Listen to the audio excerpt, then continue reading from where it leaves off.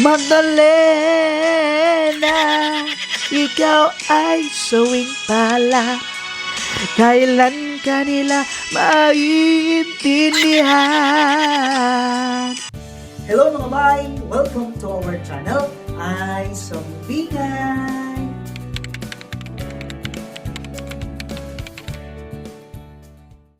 Magdalena,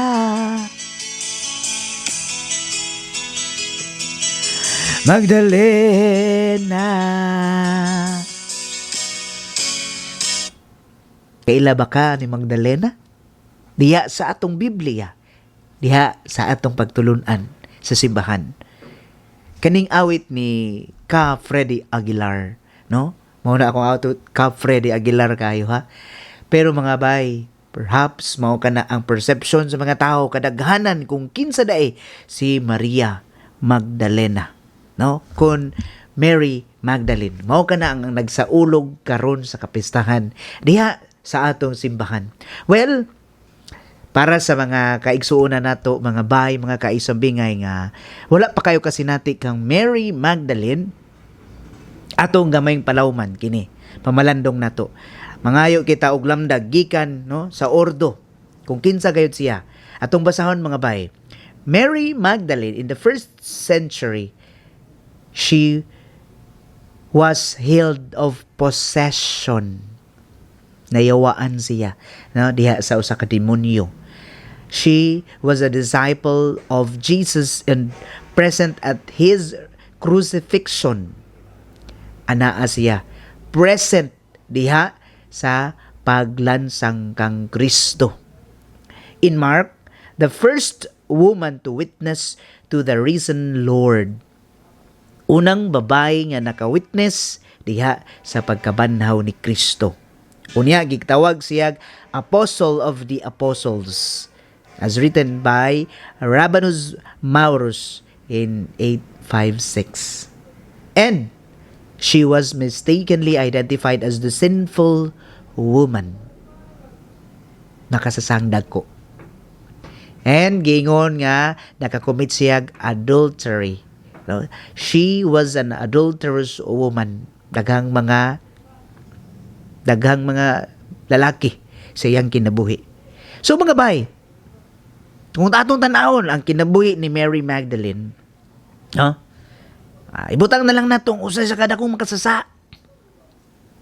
Muna, apan siya gihapon ang unang nakakita kang Kristo.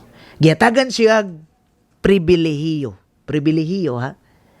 So kung atong pamalandungan maigsuon og mga bay, mga kaisambingay, duha lang ka punto alang niining ato ang pagsaulog, no? Memorial of Saint Mary Magdalene. Duha ka punto, mangayo kitag lamdag gikan kang Father Ruperto, no? Santos, DDSTL. Ingon siya, duha ka pamalandong, Mary Magdalene, of course, she is a woman. Pero kanang woman mga bay, in Jewish culture, it is considered inferior. Walay bili, walay value, walay importansya sa katilingban. That she, a woman, is taken for granted. A nobody. Mga bay, yan ay labing importante kayo. Apan, mao na siya mao ay gipakitaan ni Kristo sa una diha sa pagkabanhaw. Dayon arita sa laing pamalandong. Second point is Mary Magdalene was called, as in gitawag siya ni Kristo. Unsa-unsang pamaagi gingon diri. Then she received a mission to go to my brothers and tell them. That is written in John verse 17. John chapter 20 verse 17.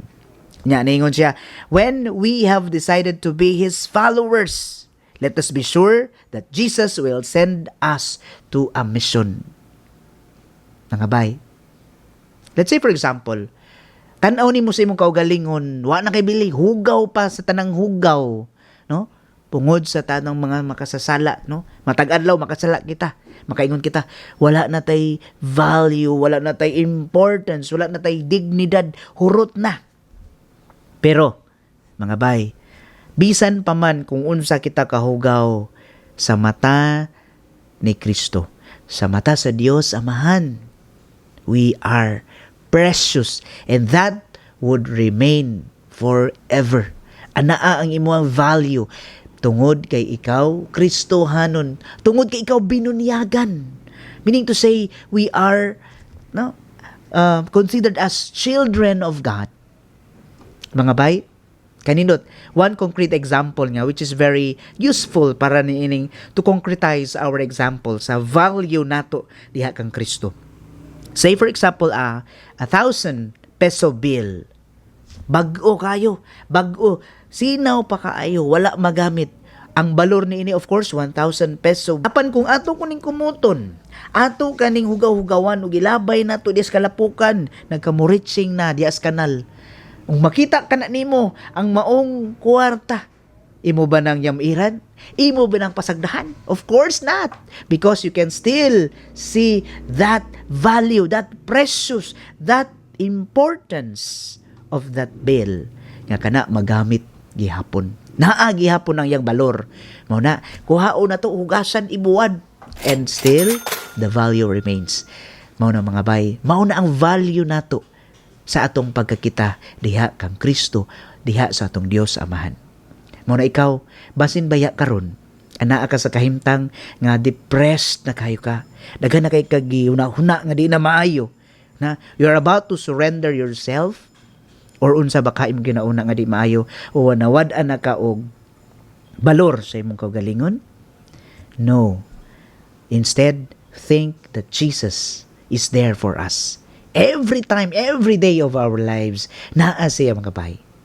Mao na, inana ka importante, inana ka maayo, and atong kuhaan og kusog, mangaliyo po kita.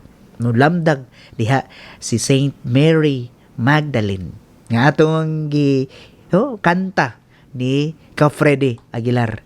Perhaps that message could inspire us nga kita bisan pa man sa atong pagkamasalaypon magpadayon kita diha sa pagpaningkamot kay tungod ang gugma ni Kristo anaa overflowing anaa sa kanunay naa ra gyud nato kung unsaon nato pagkakita ni anang mga grasya nga gihatag na daan kanato sa atong Ginoo. Mga bay, padayon kita laban sa kinabuhi. Daghang salamat sa inyong pagtan-aw. O ang Dios manalangin ka natong tanan. Sa ngalan sa Amahan ug sa Anak ug sa Espiritu Santo.